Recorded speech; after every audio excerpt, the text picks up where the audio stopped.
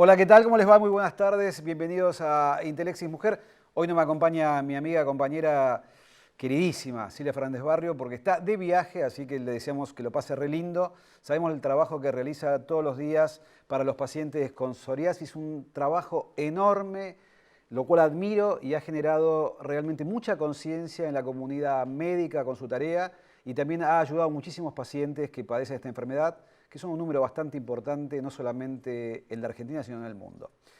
Voy a hablar acerca de un caso extraño para la ciencia, para la medicina, cuando uno habla de enfermedades poco frecuentes, mal llamadas enfermedades raras, porque decirle a una persona que es rara es estigmatizarla. Leí acerca de alergias extrañas y hubo una que me llamó particularmente la atención de una pequeñita el año pasado que fue diagnosticada con alergia al agua, sí, tal como lo escucha, alergia al agua. La OMS reporta aproximadamente 32 casos, se calcula que en el mundo por unos 40, 50 casos. Ivy Angerman, una chiquita de 18 meses, se bañaba a través de sus padres, la colocaba en una bañera, la chiquita empezaba a llorar desesperadamente, cuando la veían que estaba toda roja, sus piernas, sus manitos, su cuerpo, con ampollas como abones, como ronchas, y se preguntaban, ¿será los cosméticos? ¿Será el jabón que utilizamos? Entonces fueron llevándola a casas de vecinos, a casas de parientes para que pudieran asearla, pero cada vez que la ponía en el agua era un acto terrorífico porque Ivy lloraba desesperadamente y sus padres se desesperaban por lo que veían. Consultaron a varios médicos hasta que descubrieron que Ivy tenía alergia al agua común, pero no solamente al agua de grifo, sino este trastorno que padecen 40 personas en el mundo tiene que ver también con lo que pasa en el medio ambiente. Imagínense que una persona sale de su casa, es mojado por el agua de lluvia, también provoca alergia. Y también su propio sudor, su propia saliva, puede ocasionar también el desencadenante de este tipo de alergia. Leía la vez pasada el caso de una mujer en Inglaterra que no podía besar a su marido porque cada vez que besaba a su marido tenía alergia. Una mujer descubrió que tenía alergia al agua en su adolescencia cuando se arrojó una pileta y sufrió una crisis anafiláctica, una reacción extrema a una alergia. Y estos casos son complejos de tratamiento. La vida de Ivy ahora tiene que ver con un tratamiento a través de medicamentos antihistamínicos para evitar justamente este tipo de reacciones, pero hay un problema severo con todo esto, que tiene que ver la tolerancia. Significa que si, por ejemplo, una persona toma un comprimido de 10 miligramos, por decir cualquier cosa, de un antihistamínico, a los 5 meses necesita 15 miligramos y después 30 miligramos. La resistencia, la tolerancia a estos productos se está haciendo presente en Ivy y se ha comenzado ahora con un tratamiento nuevo con productos biológicos utilizados para asma de manera experimental para ella. Nosotros desde este lado siempre hablamos de enfermedades poco frecuentes, porque quizás hay gente que lo ve como una curiosidad, que lo es, pero para la persona que padece una enfermedad poco frecuente, recordemos que una enfermedad poco frecuente es aquella que acontece en 1 cada 2.000 personas o en 5 cada 10.000. Hay unas 8.000 enfermedades poco frecuentes y hay gente que vive su vida yendo a consultorios, con estudios, peregrinando, buscando que me digan qué es lo que tengo. Y la verdad que a veces la ciencia no sabe determinar qué es el síndrome que padecen. Así que bueno, este es nuestro pequeño aporte acerca de esta patología. Traté de comunicarme con el jefe de alergia e inmunología del Hospital Italiano, el doctor Parisi, para que me cuente si en la República Argentina existe algún caso de alergia al agua y ver cómo ha sido su vida, cómo ha evolucionado. Bueno, quería comentarles, cambiando radicalmente de tema, que en la ciudad de Rosario va a haber una conferencia de una persona que es un médico, que es un amigo, el doctor Peregrino Seltzer, va a ser en Rosario. Se llama Genealogía de los Dioses, tal cual usted ve ahí en la pantalla. Va a ser el día 20 de septiembre a las 6 de la tarde y va a hablar acerca del fascinante mundo de los dioses del Olimpo. Peregrino es una persona que se ha formado en la Universidad de Buenos Aires, tiene un perfil filosófico y me parece que es interesante escucharlo, lo he escuchado muchas veces, da muchas charlas acerca del sistema de salud y realmente es apasionante cómo presenta los temas. Dicho todo esto, antes de ir a la pausa, quiero comentarles que está aquí en el estudio el profesor Roberto Iermoli, un amigo, una persona destacadísima en el ámbito de la ciencia y un innovador. Vamos a hablar acerca de terapias complementarias en el Hospital de Clínicas, en la cuarta cátedra, la famosa cuarta cátedra de medicina del Hospital de Clínicas. No se lo pierda. Pequeña tanda, enseguida volvemos.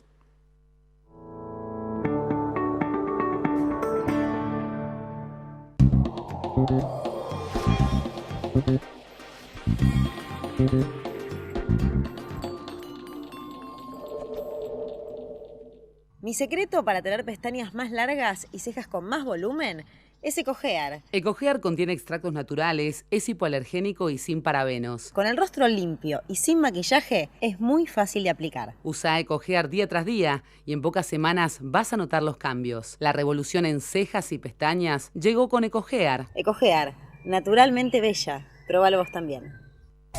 Con la última tecnología y profesionales altamente capacitados. Es bueno que sepas que estamos ahí. Grupo Emerger, compromiso profesional. ¿Conocés los planes de salud de Andar, la obra social de los viajantes vendedores? Planes para empleados en relación de dependencia, monotributistas y particulares. Solicita un asesor comercial al 0810-345-0184. Cuando el juego se vuelve una necesidad, deja de ser un juego. Entre todos, podemos prevenir la ludopatía. Pedí ayuda llamando al 0800-444-4000. Buenos Aires, provincia. Entre todos, podemos más. Hace más de 30 años, trabajamos e invertimos para equipar y modernizar las instalaciones de nuestros centros de salud, para que todos los trabajadores hoteleros y gastronómicos del país puedan acceder a la más completa cobertura médica. Padre primerizo, ¿no? ¿Y qué fue? ¿Nena o nene? Oxudra, la misma pasión de ayer, el mismo compromiso hoy.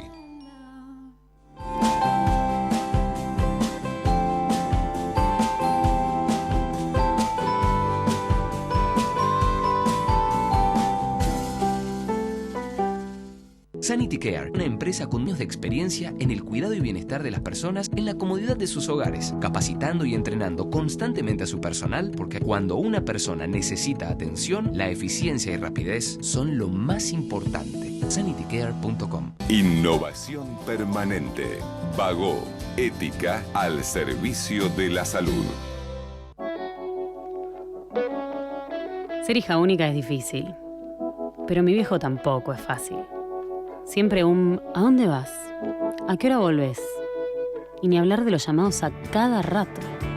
No, nunca fue fácil. Aunque hay algo mucho más importante que todo eso.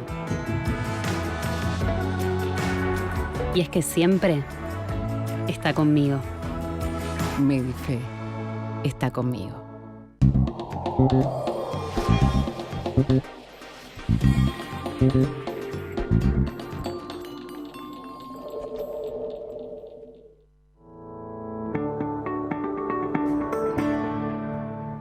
Lo decíamos recién, estamos con el profesor doctor Roberto Iermoli, que es médico, es el titular de la cuarta cátedra del Hospital de Clínicas. Un placer tenerte acá, como siempre.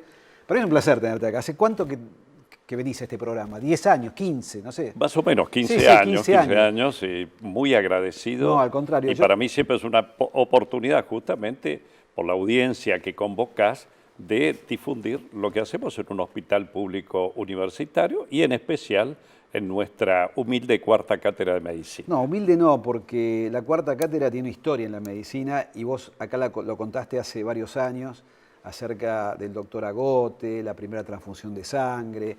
Cuando he ido a tu hospital, a tu cátedra, vi la placa de la transfusión. Son hechos históricos. Sí, vos lo vivís todos los días, pero aquellas personas como yo que no lo vivimos eso, cuando vamos ahí la verdad que lo sentimos como algo emocionante. Y cuando me trajiste las películas, cuando se inauguró el pabellón de clínica médica del Hospital Rawson, que lo tengo eso. ¡Qué memoria! Es maravilloso eso. Esos documentos son maravillosos. Es una cátedra de 121 años. Ahora, el 23 de septiembre, cumple 121 años. Me pasaste también la primera película de Alejandro Posadas, cuando estaba operando un quiste datídico en el siglo XIX. Exactamente. Es una cosa increíble, ¿no? Es la primera en el mundo. Es la primera en el mundo. El primer registro de una cirugía en el mundo. ¿Hace cuánto te recibiste de médico? 44 para 45 años. Desde ese momento hasta ahora, ¿notaste algún cambio en el paradigma de la atención al paciente? Sí, claro. Lo que hemos notado es que si la medicina es ciencia y arte, la ciencia va a la velocidad de la luz. El arte médico, no tanto, y por ahí, lamentablemente, desciende algunos escalones. Estoy hablando como profesión, estoy hablando como la contención al paciente, el tiempo, y por supuesto en esto han jugado también mucho las nuevas tecnologías, ¿no? Es decir, a veces, y comprendo que muchos colegas no tienen el tiempo suficiente, dejamos de lado la estructura básica de la atención, que es esto de la historia clínica y fundamentalmente la anamnesis, ese recuerdo, que por ahí queda un poquito duro el interrogatorio, pero es conocer la vida del paciente y además el examen físico. Muchos enfermos se nos quejan, hoy ya no me toca el paciente, pero lo peor, no me mira a los ojos el paciente. El médico. No tiene, me parece o me da la impresión, doctor, que no tiene tiempo para dedicarme, ¿no? Y bueno, eso es muy duro realmente, ¿no? Esto sin duda lo hemos visto. Le recuerdo a la gente, tenemos un poquito de diferencia, además en los años de recibido, pero nosotros nos criamos en una época donde no había tomografía computada. Exactamente. Resonancia era inexplicable, inimaginable esas cosas, ¿no? Y el acto médico consistía justamente en lo que decís vos, interrogar al paciente del buen sentido, meterse un poco en la vida del paciente, empatizar con el paciente y tratar de comprender qué le estaba pasando. Y teníamos tiempo para hacerlo, ¿no? Y teníamos tiempo y desvestíamos al paciente, tal cual, lo revisábamos al paciente de la punta de la cabeza, de la punta de los pies, y eso era un acto médico que nos conectaba de una manera diferente con... Pero sin lugar a dudas, vos hablaste de empatía. Fíjate que empatía es una palabra que aparece en la medicina allá. Se están cumpliendo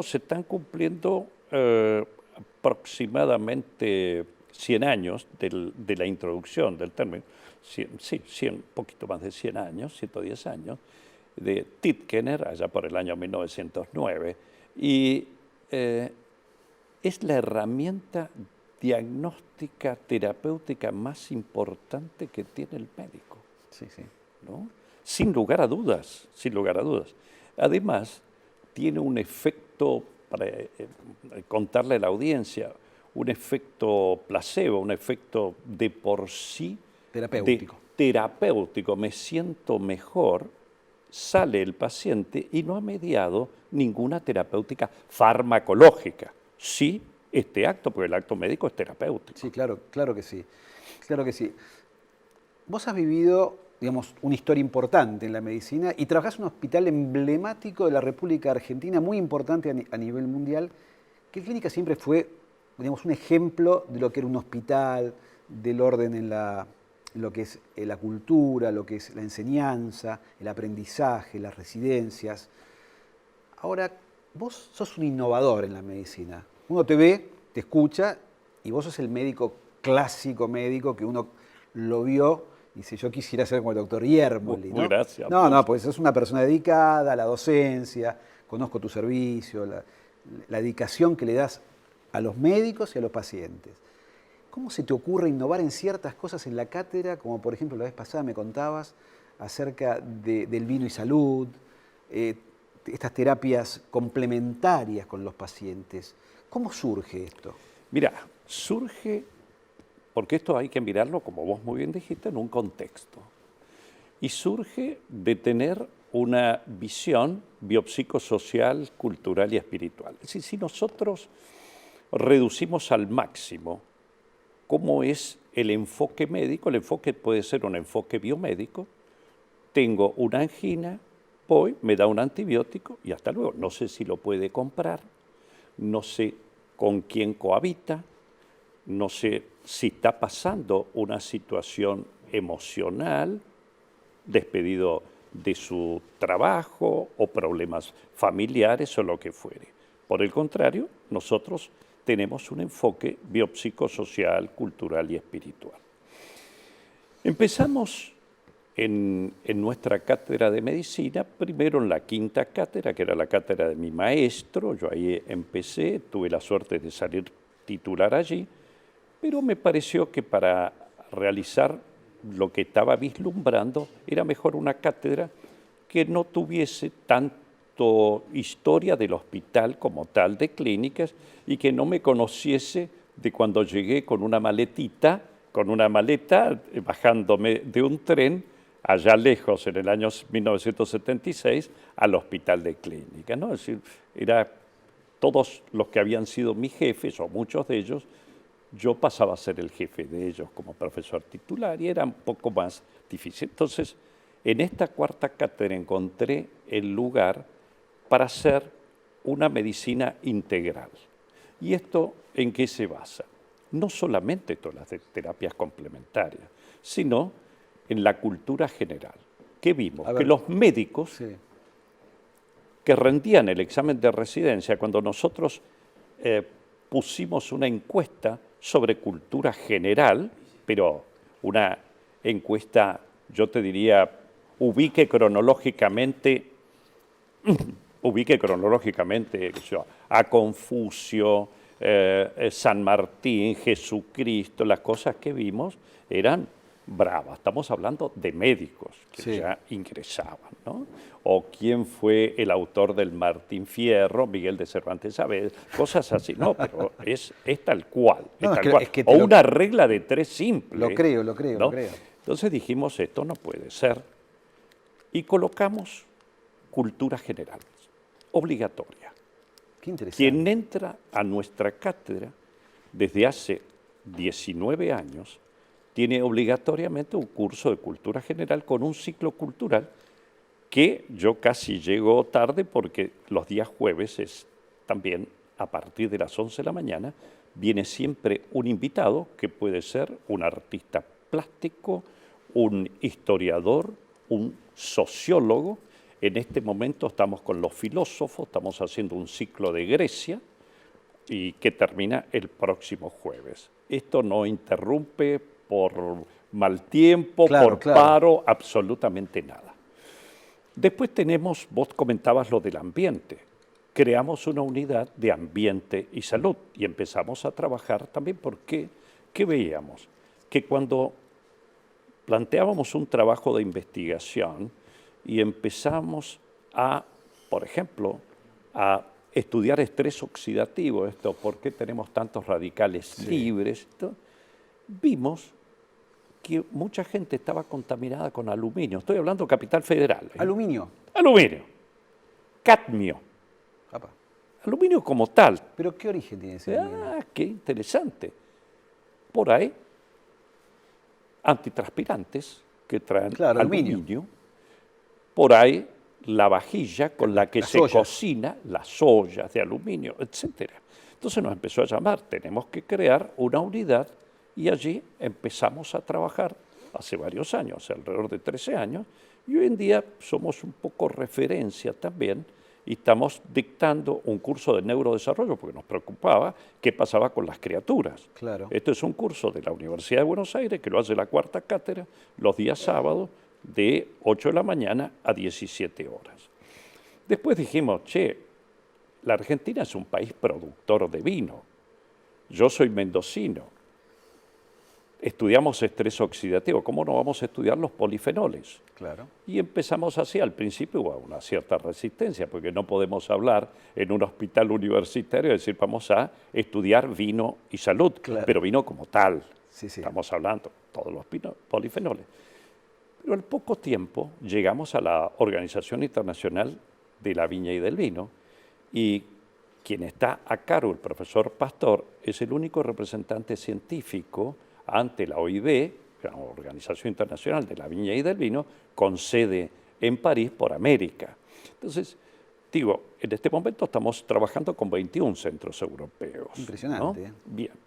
Pero ¿sabés lo que nos faltaba? Si nosotros queríamos enseñar este tipo de medicina, y vos a cualquier alumno que haya cursado con nosotros, enseguida te va a decir, la cuarta cátedra de medicina, el lema es medicina, ¿no es cierto?, desde el humanismo, cultura humanista, a la ciencia y el arte médicos. ¿Qué nos faltaba? Nos faltaba la pata, el apoyo para los pacientes. Y habida cuenta de que más del 50% de la población utiliza terapias que en realidad no son complementarias, las nuestras son complementarias, pero otros usan alternativas, Sí. es decir, en vez de medicina me voy a lo otro. Nosotros dijimos, ¿por qué no podemos ir formando también en nuestra cuarta cátedra, en ese microambiente, si querés, las terapias complementarias? Porque no las podemos entregar también. Bien. Para todos los pacientes internados, para sus familiares y para el personal que está atendiendo a los pacientes. Tenemos salas de pacientes inmunocomprometidos que vos sabés, porque conocés muy bien lo que es ello, que el personal que los trata está muy estresado, muy tenso, y nosotros queremos que entreguen lo mejor de sí mismo para ese paciente. Entonces, también lo tenemos. Y empezamos hace 2013, hace 6 años, a cargo, trajimos a una reflexóloga, que es Mabel Alejandra Dávila, que viene del mundo, fíjate vos, de la informática de la Universidad de Buenos Aires, ingeniería en informática de la Universidad de Buenos Aires. Tuvo algún problema de salud uno de sus hijitos en su momento y bueno, se vio, hizo un cambio, pero con una formación, te digo, impecable con el manejo de las neurociencias. Y entonces empezamos con, lo primero que hicimos, introducir la reflexología. Pero nos dimos cuenta que necesitábamos más de ello. Entonces creamos MTC, ¿no es cierto? ¿Qué es? ¿Qué sería? Que sería medicinas tradicionales, complementarias, dentro de algo que se llama contención emocional. La unidad se llama MTC, contención emocional, porque va más allá de terapias reflejas, terapias de contacto. Utilizamos el yoga, utilizamos la musicoterapia, la pintura terapéutica, la música en las salas. Qué impresionante. Este modelo no lo vimos en en ninguna Argentina. parte. ¿No lo viste? No lo vimos, pero lo estamos tratando de exportar porque nos están llamando de distintos. Es Ya tuvimos la impresionante. Universidad Nacional de Cuyo, en la Universidad de Mendoza como tal, digo, está en Mendoza, pero es una privada. Estamos, bueno, manejando un poco esto. Lo que es importante es que esto funciona en un team, es decir, en una fuerza donde están los residentes, los médicos de planta, las reflexólogas, la musicoterapeuta, las clases de yoga, y nos faltaban varias otras cosas. Música en la sala, quiero decir, ¿con quién? Con orquestas, con, no sé si puedo decir nombres, pero bueno, con conjuntos folclóricos, un señor que se llama Gabriel, bueno, Vicentico. Sí. Digo, y entonces todos ellos en conjunto para tener el bienestar del paciente, digo, desde esa perspectiva biopsicosocial, cultural. En un momento tan complejo como está viviendo la Argentina, uno te escucha y dice, qué maravilloso que uno pueda hacer esto en un hospital público, ¿no? Ahora, te pregunto con toda honestidad, ¿el recurso de esto, hay recurso para esto? Bueno, ¿Dónde sale? ¿Es voluntad de la gente tuya, iniciativa? Mira, qué interesante esa pregunta. En todo este grupo nos manejamos ad honorem, salvo a quien está como jefa, que tiene un cargo administrativo prácticamente. Dependiente de la universidad. Dependiente de la universidad, pero un cargo administrativo, pues no pudimos conseguir otra cosa. Pero es la única. Ahora, no quiero que se confunda con el trabajo voluntario. Ajá. Porque el trabajo voluntario quiere decir, voy hoy y mañana no, porque me voy de Claro. vacaciones. No, no. Nosotros tenemos 15 personas que las capacitamos además, que no solamente se capacitan en reflexología o en las demás terapias complementarias, sino que tienen una capacitación entrecomillado médica, porque para nosotros es fundamental la bioseguridad, ¿no? Se capacitan, aunque parezca mentira, en neurociencias cognitivas, y trabajamos en conjunto, la otra pata que me faltaba, la Facultad de Psicología, que quiero hacer un agradecimiento especial a las autoridades, al decano y a los psicólogos de planta que vienen a trabajar con nosotros, también en forma gratuita, colaborando no solamente en la formación de la gente, sino también a veces hasta con familiares de pacientes, inmunocomprometidos, imagínate, la pérdida de una criaturita, el padre, la madre, todo eso lo manejamos. Roberto, nos va quedando poco tiempo en el programa, sí, pero me imagino. Quisiera un poco, ¿cómo recibe esto el paciente? Porque claro. El paciente y la familia, al comienzo, hace 6 años, era como, no sabían si lo estaban invadiendo. Claro. Yo me acuerdo que vino una autoridad que dijo, yo me quiero atender, doctor, y yo me quiero internar en su servicio, y se internó en nuestro servicio, y no podía creerlo. Entonces me dijo, yo no lo tengo en otros lados que puedo, acceder, ¿no? Es notorio, porque no es que a todos los pacientes se les hace lo mismo. A algunos, por ejemplo, no les gusta el dibujo, no vamos a ver, otro no le gusta lo la vamos a música. tener, ¿no? Pero a todos, por ejemplo, esto de llevar música con un conjunto folclórico o directamente un solista o lo que fuera, realmente nos cambió. Una sola postilla y terminamos. Dale. La Organización Mundial de la Salud estableció a partir de 2014, o aconsejó a los Estados miembros para el periodo 2014-2023 el poder abrir en centros que sean públicos la entrega de estas terapias complementarias a fin de que tengan acceso porque son onerosas. Bueno, muchísimas gracias, Roberto. Bueno, Hospital Público, Hospital de Clínicas, cuarta cátedra, increíble lo que hacen. Chau, nos vemos el jueves que viene, 19 horas. Chau, chau. Gracias, muchísimas. No, impecable lo que haces.